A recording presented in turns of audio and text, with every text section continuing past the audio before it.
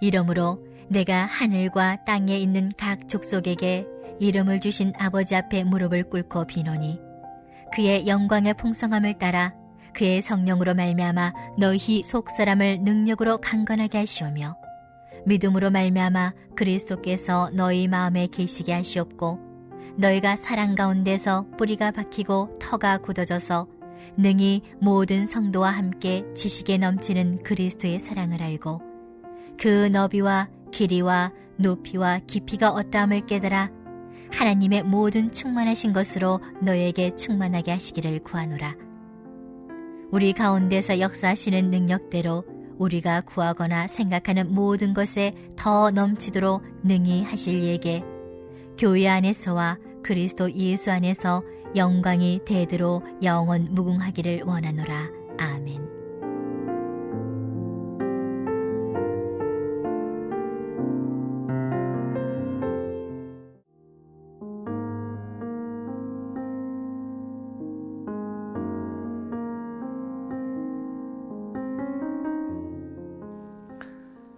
얼마 전에 5월 9일이었던가요? 로마 교황이 새롭게 뽑혔습니다. 아마 레오 14세라는 분인 것 같은데 267대 이분이. 근데 사실은 가톨릭에서 말하는 교황의 시작은 우리가 지금 보고 있는 이 성경의 저자인 사도 바울입니다. 그래서 제가 사도 바울의 편지들을 읽다 보면은 바울이 이런 걸 원하는 사람은 아닐 텐데 교황 자체가 나쁜 것이 아니라 교황은 참 신앙과 인격에 훌륭한 분들을 찾아서 뽑지 않습니까? 하지만 사도 바울은 교황이라는 제도를 의지했던 사람은 아닐 것 같습니다. 그들은 늘 그들의 첫 번째 교황은 사도 베드로다, 성 베드로다. 그래서 로마 바티칸에 있는 제일 큰 그 가톨릭을 상징하는 예배당도 성 베드로 성당이라고 부릅니다. 그 교황들 가운데 그러나 또 교황이 주는 의미와 상징들이 있죠. 1984년도에 약 40년 전에 우리나라를 방문했던 요한 바오로 2세라는 교황이 있었습니다. 이 폴란드 출신의 교황이었는데 혹시 여러분 기억하는지 모르겠는데 이분이 김포공항에 내릴 때 내리자마자 땅에 엎드려서 한참 동안 땅에 입맞춤을 하고 기도하였습니다. 사실 한국 사람들이 교황에 대해서 많이 기억하는 것은 그 장면에 있습니다. 아, 교황이 참 인상적이구나. 전 세계에 많은 기자들이 와 있는데 그 당시에 우리나라의 상황은 소위 말하는 군부가 전두환 대통령이 군사정권으로 출발하여서 체육관 선거로 당선되었기 때문에 국제사회에서 그렇게 인정받지 못하는 상황이라서 특히 한국 천주교를 비롯해서 한국 정부에서 교황을 초청하기를 원했습니다. 세계적인 종교 지도자가 와서 한국 땅을 방문하고 한국이 평화로운 곳이다. 한국이 이렇게 이 백성들이 잘 살고 있다는 것을 보여주기를 원했습니다. 제가 어렸을 때 그 장면을 보면서 한 가지 기억이 남습니다. 저 사람은 무엇을 위해서 기도할까?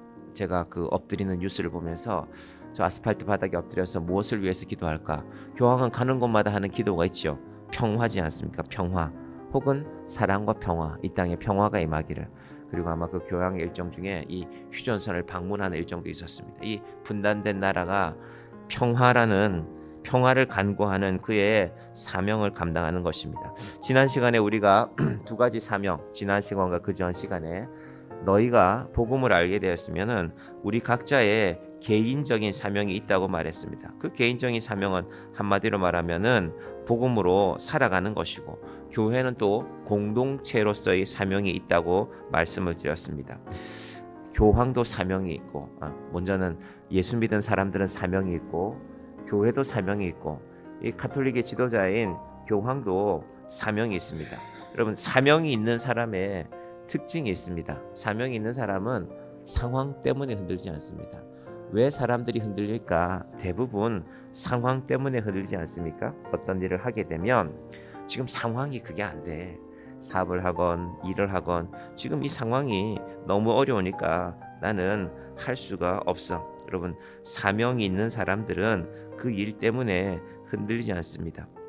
하나님께서 우리에게도 여러 가지 사명을 주셨는데 하나님을 믿고 살아간다면 우리의 사명을 날마다 확인하는 것이 중요한데 오늘 사도 바울이 세 가지 기도를 하고 있습니다. 그 기도 속에 그리스도인들의 사명이 잘 담겨 있습니다. 여러분들 보시면 사도 바울이 어떻게 하는지 보이죠? 자, 14절부터 보시면요. 이름으로 내가 하늘과 땅에 있는 각 족속에게 이름을 주신 아버지 앞에 무릎을 꿇고 비노니. 교황이 김포공항에 내렸을 때 그 교황 요한 바오로 2세가 김포공항에 내렸을 때도 무릎을 꿇고 땅에 입맞춤을 했지요. 물론 그분의 한편의 마음은 하나님을 향한 것일 텐데 전 세계 사람들은 교황이라는 그의 자리에 또 집중하기도 했죠. 사도 바울은 그런 어떤 큰 조직이 주는 의미가 아니라 늘 하나님 앞에 무릎을 꿇고 기도하는 사람이었습니다. 여러분, 그래서 사람의 이 삶의 자세는, 삶의 태도는 이 자세가 중요합니다. 몸가짐이. 그래서 필요하면 무릎 꿇고 기도하는 것도, 우리 교회도 저 뒤쪽에 방송들이 있는데 제가 때로는 앞에 두다가 지금은 뒤에 채워놨는데 가끔씩은 오늘은 내가 무릎을 꿇고 기도해야 되겠다 하는 마음이 있으시면 그렇게 기도하시길 바랍니다. 여러분, 새벽 시간에 여러분이 혼자서 앞에 무릎 꿇고 기도하는 것이 좀 쑥스러우시면 언제든지 제가 저 옆에 방석을 다시 내어다 놓겠습니다. 세 가지를 기도하는데 어떤 기도일까?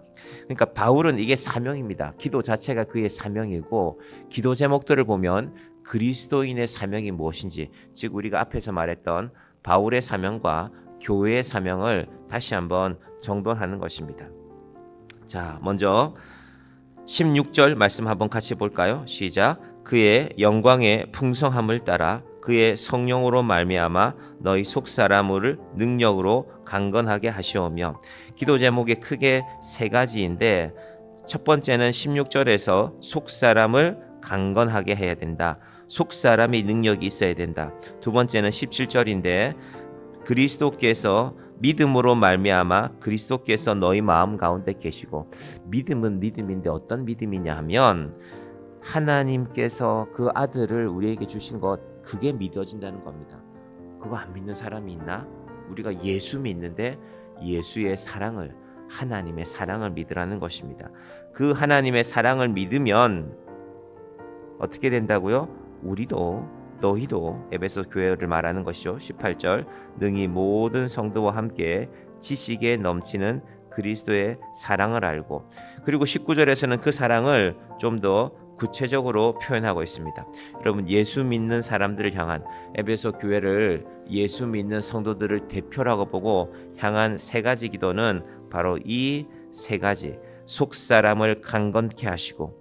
요즘 사람들은 참 운동을 열심히 하지 않습니까? 그래서 산책을 하다 보면은 뛰는 분들이, 이 러닝하는 분들이 점점 많은 것 같아요. 참 운동 열심히 합니다. 열심히 운동하셔서 육체를 잘 가꾸시기를 바랍니다. 건강함이 우리 인생의 참 중요한 요소입니다. 그런데 그 건강함만 의지하며 살지 말고 속 사람을 강건하게 해라. 육체가 건강해도, 사실 사도 바울 건강이 좋지 않은 사람이었거든요. 그런데 그 가운데서도 바울은 자신의 건강을 위해서도 기도하고 애썼겠지만 육체가 건강해도 그 속에 하나님을 믿는 믿음이 없으면 그 틀 가꾸는 것은, 겉사람이죠, 언젠가는 반드시 무너지는 것입니다. 이 사도 바울의 중요한 신학 사상입니다. 겉사람은 후패한다는 것입니다. 바울이 왜 이야기를 하냐면요, 바울은 이걸 경험한 사람이거든요. 바울이 고린도에 가서 텐트를 만들 때 이 텐트를 만드는 것이 왜 가능했냐면요, 당시에 고린도는 2년에 한 번씩, 요즘 우리가 말하는 올림픽이 열렸습니다. 지금 올림픽은 4년에 한 번 열리지만 올림픽이 열리면 많은 사람들이 와서 그곳에, 이 고린도에 숙소를 잡게 되는데 건물을 갑자기 많이 지을 수가 없잖아요. 우리 올림픽 할 때 아파트 많이 지었는데 이 선수촌 아파트를, 그래서 텐트를 사용한 것입니다. 날씨가 그리 춥지 않기 때문에. 그 텐트를 누가 사용했을까? 운동 경기에 참여하는 선수들과 몸이 좋은 사람들이었겠죠. 그 당시 그 이오니아 경기라고 불렀는데 종목들을 보면은 레슬링, 뭐 달리기, 오늘날 우리가 말하는 마라톤 같은 여러 가지 종목들이 있었는데 운동을 열심히 해서 체격이 좋은 사람들이 바로 그 자리에 참여했습니다. 바울이 그들을 보면서 생각한 것입니다. 야, 운동 열심히 하니까 보기 좋구나. 그런데 겉사람도 건강해야 되지만 속사람이 아름다운 사람이 되어야 된다라는 그 기도를 하고 있는 것입니다. 너희 속사람의 능력으로 강건하게 하시오며. 그럼 때로 육신의 연약함 때문에 우리가 염려가 될 때가 있습니다. 고민이 될 때가 있습니다. 내 자신을 위해서 또 우리 성도들 가운데 건강 때문에 염려하는 분들을 위해서 기도해 주시길 바랍니다. 그리고 동시에 하나님, 내가 육신은 건강하지만 속사람이 볼품없는 사람이 되지 않게 해주십시오. 내가 이렇게 건강함을 지니고 살아가지만 속사람도 강건하게 해주십시오. 이건 우리 곁에 있는 사람들이 판단하는 겁니다. 내가 어떤 일이 있는데 누군가를 찾아가고 싶어요. 그래서 사도 바울은 이 속사람의 강건한 사람들을 그리스도의 향기라고 표현했습니다. 좋은 향수 뿌려서 나는 그런 밖으로 나는 향기가 아니라 그 사람의 마음의 따뜻함, 그분의 믿음, 하나님을 향한 그분의 사랑을 찾아서 그분의 사랑을 기억하며 찾아가는 것이 바로 속사람이 강건한 사람을 바라보는 것입니다. 사실 이거 함부로 말하기 어렵죠. 특히 내가 속사람이 강건해, 그건 좀 어떻게 보면 우습지 않습니까? 하나님께서 바라보시고 사람들의 마음속에 인정하는 것입니다. 하나님께서 우리 인생이 우리가 이제 나이가 들어서 40, 50, 60, 70이 되어지고 하나님께서 내 인생을 어떻게 보실까? 믿음이란 그거 아니겠습니까? 하나님, 내 인생이 혹시 내가 육신의 연약함은 있을지 모르겠지만 육신의 강건함도 허락하여 주시고 특별히 내 인생이 오늘 사도 바울이 말씀하는 속사람이 강건한 사람이 되게 하여 주시옵소서. 작은 일에 흔들리지 말고 나 자신만 위해서 기도하는 것이 아니라 하나님의 나라를 바라보며 성도를 위하여서 우리가 교황처럼 전 세계 사람들이 보는 데서 엎드려 기도하는 것은 아니지만 우리의 기도도 마찬가지입니다. 이 특별히 이 나라를 위해서 기도하는 이 아침이 되기를 바랍니다. 두 번째 바울이 기도하는 것이 바로 믿음인데 그 믿음이 알고 보니까 예수 그리스도께서 너희 마음 가운데 계시고 하나님이 너희를 얼마나 사랑하는지 알아야 된다. 예수님이 나를 얼마나 사랑하는지 알아야 된다는 그 믿음이 흔들리지 말라는 것입니다. 여러분, 이 믿음이 흔들리면 우리가 하나님 믿는 믿음이 통째로 흔들리는 것입니다. 여러분의 믿음을 흔드는 것은 어떤 것이 있습니까? 무언가가, 상황이 혹은 사람들이, 때로는 사람들의 말 한마디가 우리 마음속에 남아서 하루 종일 혹은 긴 시간을 우리를 힘들게 할 때가 있지 않습니까? 하나님께서 나를 사랑하시는 그 사랑을 분명하게 간직하시기를 바랍니다. 그 사랑을 깨닫는 우리의 믿음이 자라나기를 바랍니다. 그리고 나서 마지막에 그 사랑을 좀 더 구체적으로 사도 바울이 말씀하고 있습니다.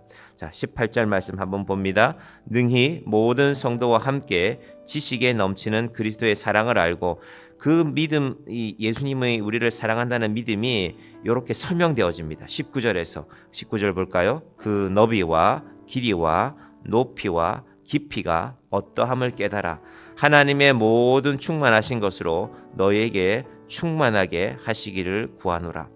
우리 연인들이 서로 사랑할 때 자기 나 얼마나 사랑해? 이러면 우리 남자들이 주로 그렇게 말할 때가 있죠. 하늘만큼 땅만큼 사랑해. 그 얘기하는 겁니다. 하늘만큼 높고 바다 같은 깊은 사랑이 그건 우리의 표현일 뿐이죠. 우리가 감히 그런 사랑을 가질 수가 있습니까?